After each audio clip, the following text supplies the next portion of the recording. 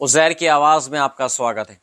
Syria की नव घोषित अंतरिम राष्ट्रपति अहमद अल-शरा पहली बार विदेश दौरे पर सऊदी अरब पहुंचे हैं, जहां उन्होंने रियाद में सऊदी अरब के क्राउन प्रिंस मोहम्मद बिन सलमान यानी MBS से मुलाकात की। रविवार को किंग खालिद इंटरनेशनल एयरपोर्ट पर उतरते ही रियाद के डिप्टी गवर्नर प्रिंस मोहम्मद बिन अब्दुल रहमान बिन अब्दुल अजीज ने उनका स्वागत किया। अहमद अल-शरा के साथ सीरिया के विदेश मंत्री असद अल-शेबानी भी मौजूद थे। अल-शरा ने मुलाकात के बाद कहा कि MBS के साथ हुई वार्ता से साफ जाहिर होता है कि सऊदी अरब सीरिया के पुनः निर्माण में गंभीर रूप से सहयोग करने के लिए इच्छा रखते हैं। उन्होंने बताया कि ऊर्जा, तकनीक, शिक्षा और स्वास्थ्य जैसे क्षेत्रों में दोनों देशों के बीच सहयोग पर चर्चा हुई।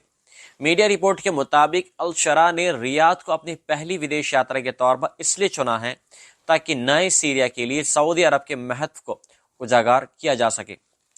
गौरतलब है कि अहमद अल-शरा ने 18 दिसंबर को हुए तेज सामरिक अभियान के दौरान सीरिया के लंबे समय से सत्ता में रहे राष्ट्रपति बशर अल असद को हटाने के बाद नवनिर्वाचित अंतरिम सरकार की बागडोर संभाली है। नई सीरियाई प्रशासनिक टीम अब क्षेत्रीय और अंतर्राष्ट्रीय मान्यता हासिल करने और पश्चिमी देशों द्वारा लगाए गए प्रतिबंधों को हटवाने के प्रयासों में लगी हुई है। हालांकि अल-शरा का अतीत में अल-कायदा से जुड़े रहने का आरोप कुछ देशों के लिए चिंता का विषय बना हुआ है।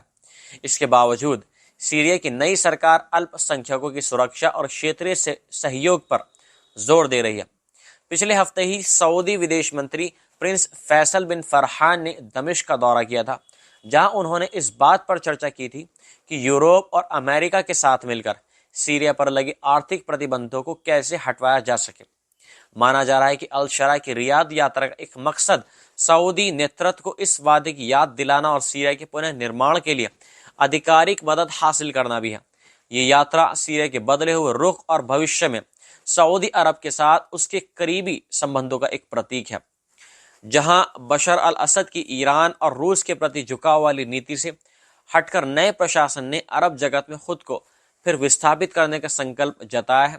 अल-शरा ने अल अरबिया टीवी पर इशारा भी किया था कि सऊदी अरब सीरिया के भविष्य में निश्चित रूप से बड़ा निवेश करेंगे और ये पड़ोसी देशों के लिए भी एक बड़ा निवेश हो सकता है। उधर कतर के अमीर शेख तमीम बिन अहमद अल थानी ने हाल ही में दमिश्क का दौरा कर बशर अल असद के सत्ता से हटने के बाद सीरिया पहुंचने वाले पहले अरब नेता होने का एक दर्जा हासिल कर लिया। इस घटनाक्रम से मध्य पूर्व में बदलती राजनीतिक तस्वीर और सीरिया के नए प्रशासन का क्षेत्रीय समर्थन साफ दिखाई देता है। मिलता हूं मैं आपसे अगली वीडियो में। जय हिंद।